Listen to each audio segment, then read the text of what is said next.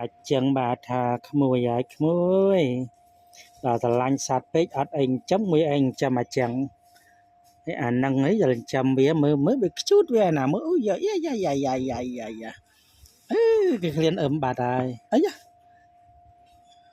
ហើយដល់14ហើយឡើយឯងចិញ្ចឹមនោះឯងបានអីហើយបឹមឯងមានទឹកដោះគួយណាហ៎ដល់ម៉ោងយកគ្នាតែមឹមដែរហើយយកគ្នាទៅចោលឯណានេះឥឡូវនេះ4នេះ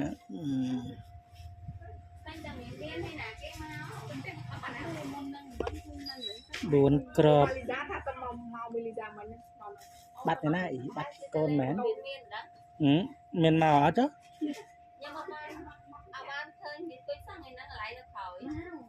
វាឃ្លានអឹមគេហេអាណាមានដោះគោឲ្យអឹមនេះ